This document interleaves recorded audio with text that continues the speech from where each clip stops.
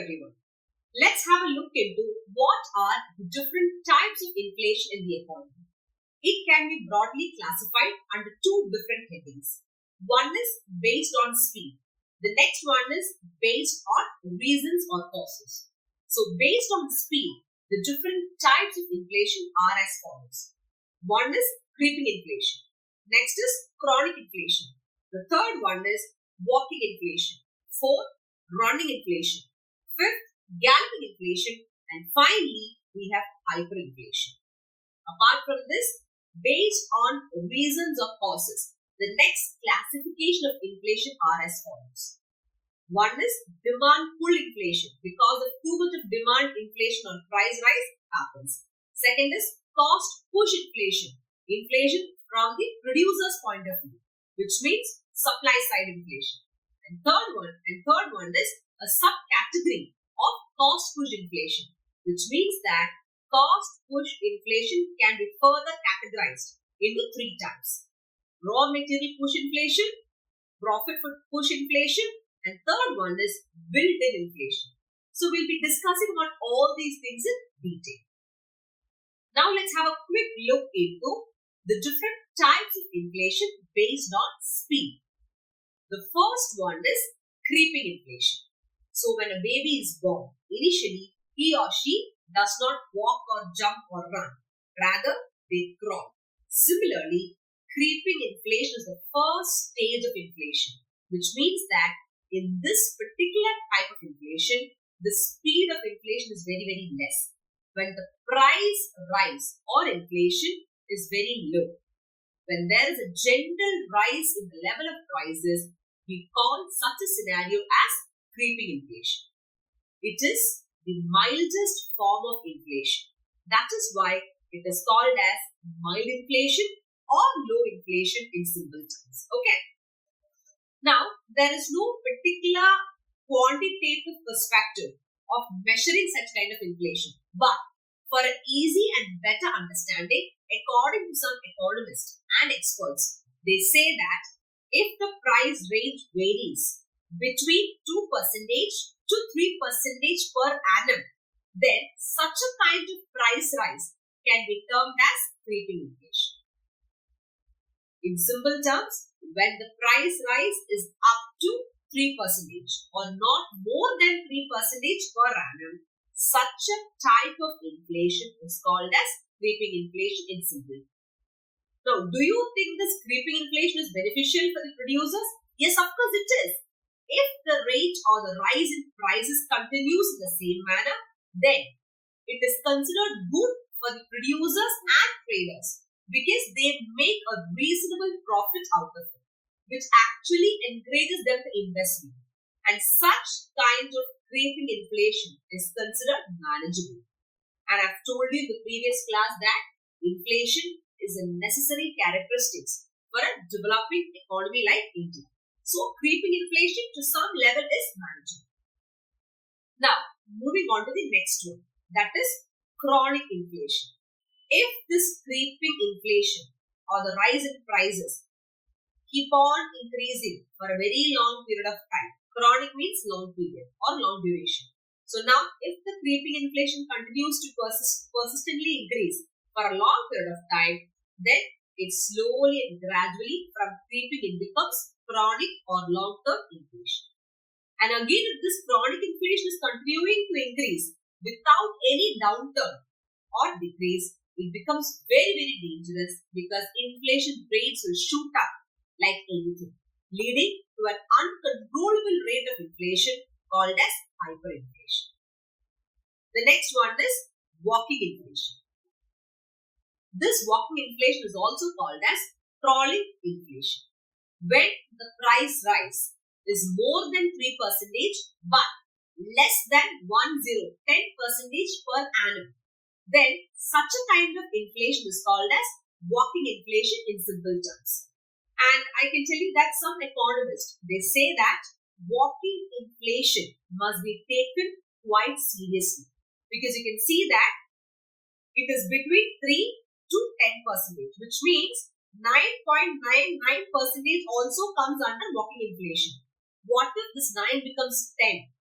If it becomes 10, it becomes double-digit inflation, which is very, very dangerous. So, according to some experts, they say that walking inflation should be considered as a precautionary signal or a warning signal, I can tell you, so as to not let inflation become double digits or 2 digits.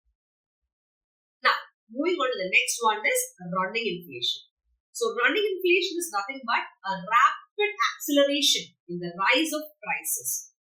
That is called as running inflation in simple terms. When the price rise is more than 10% per annum, it is called as running inflation. But the condition is it should not be more than 20%. The range of price rise should be within 10% and 20% per annum. Then such kind of inflation is called as running inflation in simple terms. Now, this running inflation is very, very dangerous because it's double-digit inflation.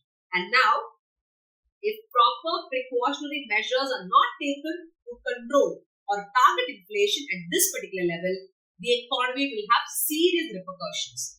And this running inflation, if it continues for some time, it will lead to another category of inflation called as galloping inflation, which is even more dangerous. So now, the next type of inflation is galloping inflation or jumping inflation in simple terms. If the price rise is too much, which means that if inflation or the price rise is by double or triple digits, then this is a situation of galloping inflation. According to the quantitative perspective, when inflation is more than 10 or 20%, and it goes up to, let's say, 300% or 400% or 900%, it is called as galloping inflation in simple terms. The variation goes like this. When inflation of price rise is between 20% and 999%, it should not become 1000. You understand? The 3 digits will come. Then it is called as galloping inflation in simple terms.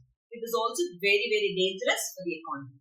More than 20%, but less than 1000% per annum, which means up to 999% the inflation rate can increase per annum. That's what they're trying to tell you in galloping inflation.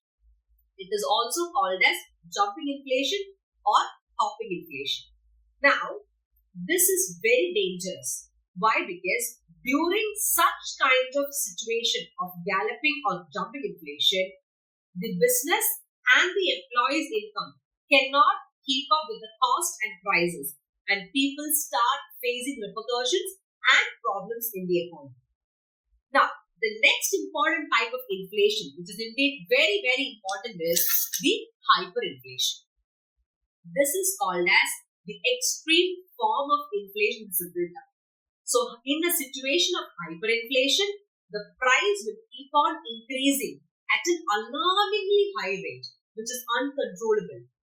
I can tell you that the price rise in hyperinflation is so fast that it becomes very difficult to measure its direction or magnitude of rise in prices.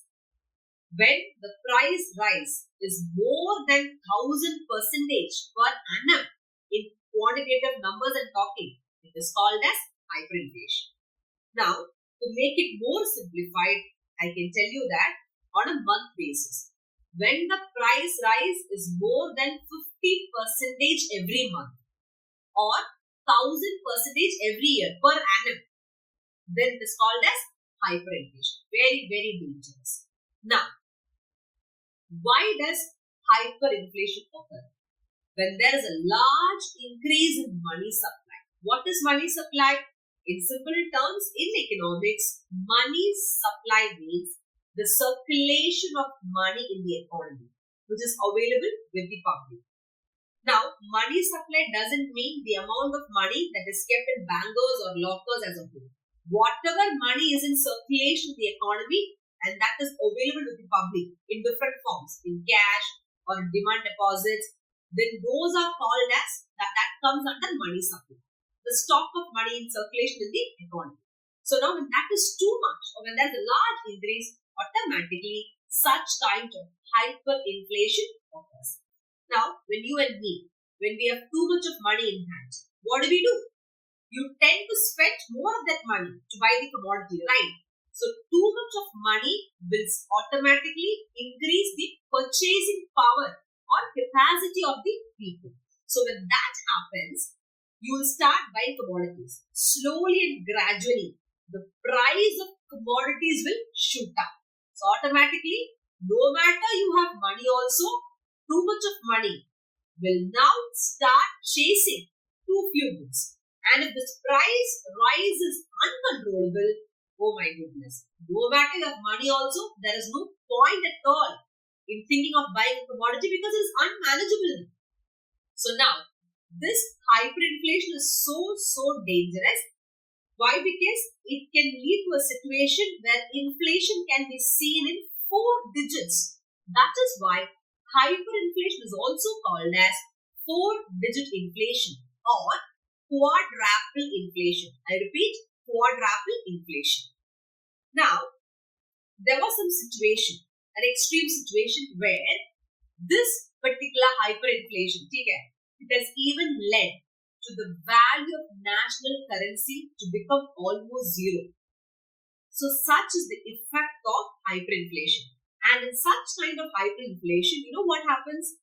The value of paper money, it becomes worthless, absolutely worthless, no point at all.